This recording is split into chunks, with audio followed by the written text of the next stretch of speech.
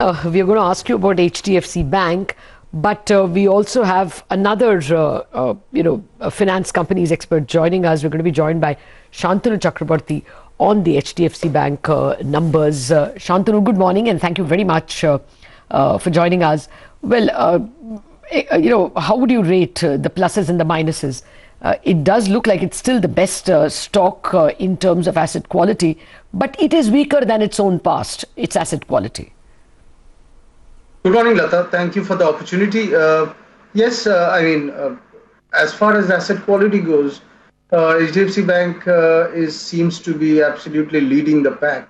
As far as its credibility as an investment idea goes, we still place it in the top two of our banking picks.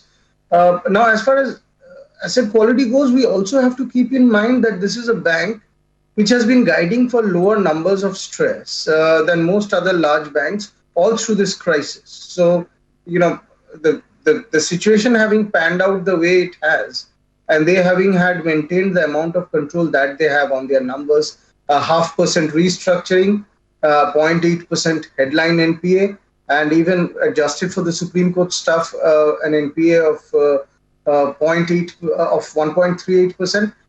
Those are outstanding numbers. Yes, the numbers could worsen for the sector as a whole and for the company as we see as all of the supporting structures, so to say, from a regulatory point of view over the next 6 months in terms of recognition go away. But nevertheless, probably the most impressive performance in the sector as far as asset quality held up is concerned. Okay, but to your point of, is it comparable with earlier? Yeah.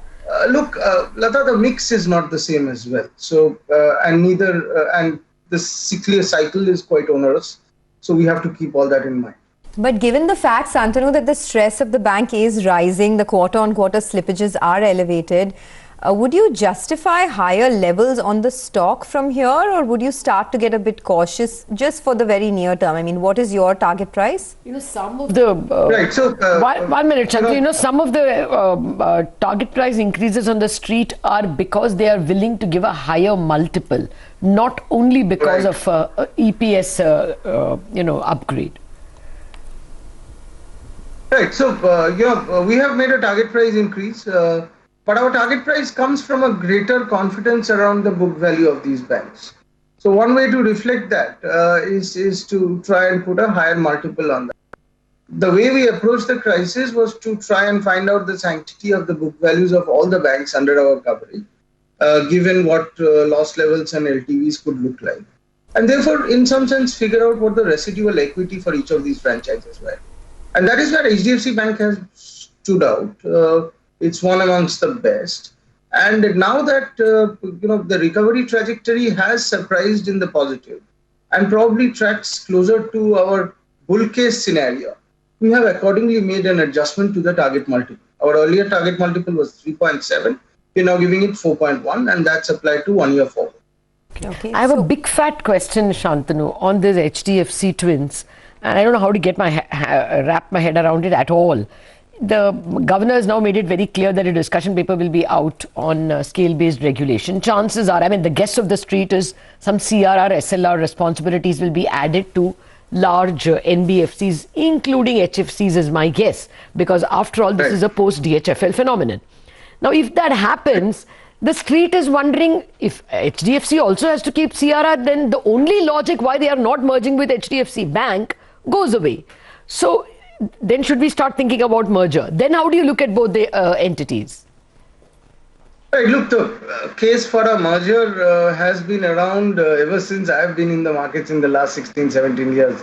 There's one trigger or the other that people keep on talking about, and the merger, to be fair, in some sense, will fructify one day, hopefully. But we also have to keep in mind that there are sectoral exposures that the bank would need to think about. For example, HDFC has such a large non-individual loan book. What happens to that business in the blended scheme of things? Would the product structures, etc., remain exactly the same within the ambit of a banking license world? Those are questions that need answering.